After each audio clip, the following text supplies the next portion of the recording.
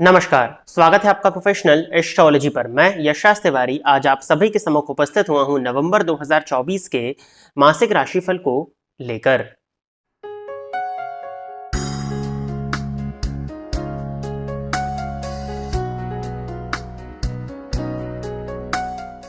इस राशिफल के कार्यक्रम में हम चर्चा करने जा रहे हैं कि नवंबर 2024 का मंथ आपके लिए क्या फल को लेकर के आ रहा है।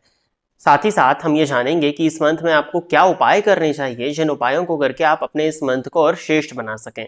इस राशिफल के कार्यक्रम में हम चर्चा करेंगे कि आपका स्वास्थ्य इस मंथ में कैसा रहने वाला है, आपकी ओवरऑल फाइनेंशियल कंडीशन इस मंथ में कैसे रहने वाली है, आपके करियर वाइज ग्रोथ इस मंथ में क्या होने वाली है, नौकरी पेशा यदि आप हैं, व्यवसाय यदि आप करते हैं तो इस मंथ में इनमें क्या परिवर्तन आने वाला है। साथ ही साथ आपके लव लाइफ के विषय में हम चर्चा करेंगे, आपके मैरिड लाइफ के विषय में हम चर्चा करेंगे और भी जीवन के कुछ पहलू जो कि आपकी गोचर कुंडली की ग्रह स्थिति प्रदर्शित करेगी उस विषय पर भी हम चर्चा करने जा रहे हैं। इस राशिफल के कार्यक्रम को आप अपनी जन्म राशि या चंद्र राशि के आधार पर ही देखिए। आपकी जन्म कुंडली में चंद्रमा जिस राशि में बैठे हैं वही आपकी चंद्र राशि है। यदि आप अपनी चंद्र राशि के विषय में नहीं जानते हैं तो फिर आप अपनी नाम राशि के आधार पर भी इस राशिफल के कार्यक्रम को देख सकते हैं। अब सबसे पहले मैं आपको बता देता हूं कि इस मंथ में किन ग्रहों का गोचर परिवर्तन होने वाला है। सूर्य 16 नवंबर 2024 के दिन तुला राशि को छोड़कर के वृश्चिक राशि में प्रवेश करेंगे। साथ ही साथ शुक्र वृश्चिक राशि को छोड़कर के 7 नवंबर 2024 के दिन धनु राशि में प्रवेश करने जा रहे हैं। तो इन्हीं ग्रहों की स्थिति के आधार पर बाकी ग्रहों की स्थिति आपको वर्तमान समय में स्क्रीन पर देखने में मिल जाएगी। इन्हीं ग्रहों की स्थिति के आधार पर आज का राशिफल का कार्यक्रम होने वाला है। यदि आप इस कार्यक्रम को देखते हैं और इस कार्यक्रम के माध्यम से आपका कुछ भी लाभ होता है तो आप इस वीडियो को लाइक करें, साथ ही साथ इस चैनल को सब्सक्राइब करें ताकि इन फ्यूचर जो भी कंटेंट मेरे द्वारा इस चैनल पर अपलोड किया जाता है उसका नोटिफिकेशन आपको मिलता रहे। यदि इस कार्यक्रम के माध्यम से आपका कुछ भी लाभ होता है तो आप इस वीडियो को ज्यादा से ज्यादा लोगों के साथ में शेयर करें ताकि और भी लोगों का लाभ और उसका माध्यम आप सभी दर्शक बने। आइए अब हम चर्चा प्रारंभ करते हैं राशियों के क्रम में 7वीं राशि अर्थात तुला राशि के जातकों के लिए नवंबर 2024 का ये मंथ क्या लेकर के आ रहा है।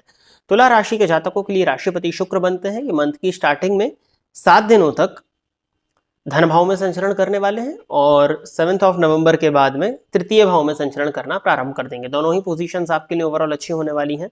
लग्नेश का द्वितीय भाव में जाना आपके धन में, आपके मान सम्मान में वृद्धि को प्रदर्शित करता है। कुटुंबी जनों के साथ में एक अच्छे संबंध को प्रदर्शित करता है, अच्छी चीज है।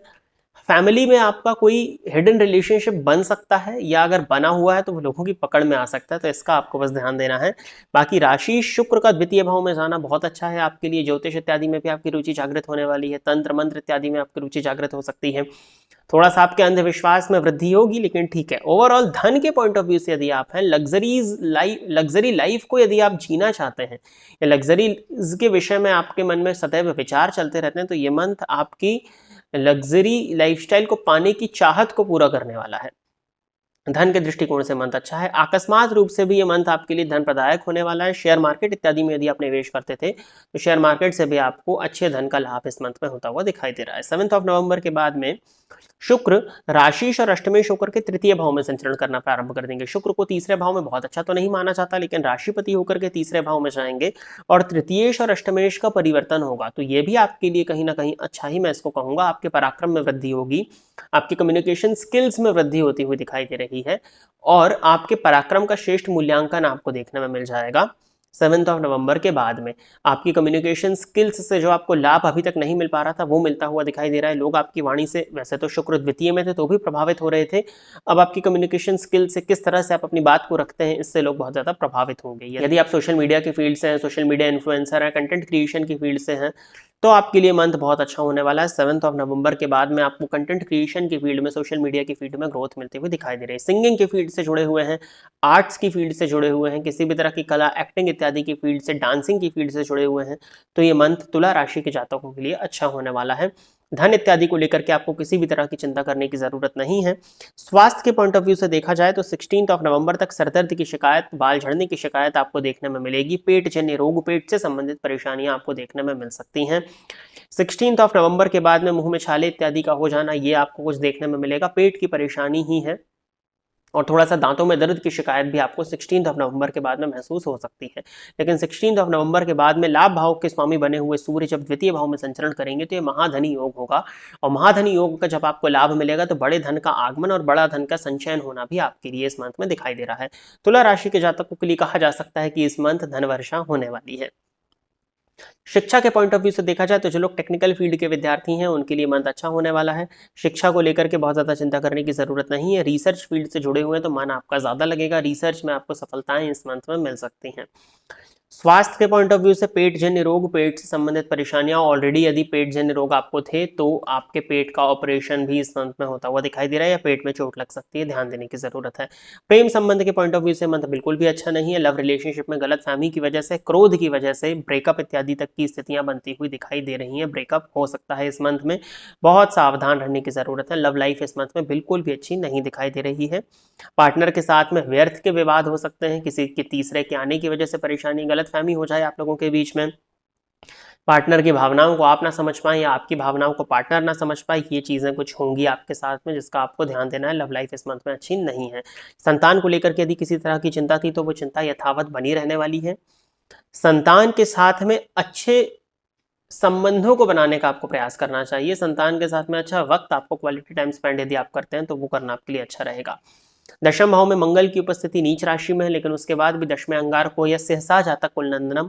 करियर के पॉइंट ऑफ व्यू से मंथ अच्छा है, लेकिन मंगल की दृष्टि लग्न पर होगी तो आपके अहंकार और आपके क्रोध में वृद्धि होगी, और इस अहंकार और क्रोध के कोप का भाजन आपके रिलेटिव्स को, आपकी संतान को, आपके रिलेशनशिप में आप जिनके साथ में हैं, आपके पार्टनर को, आपके वाइफ को, आपके स्पाउस को, आपके मदर फादर सबको ही होना पड़ सकता है। तो इस पर आपको थोड़ा सा नियंत्रण लगाना होगा इस मंथ में।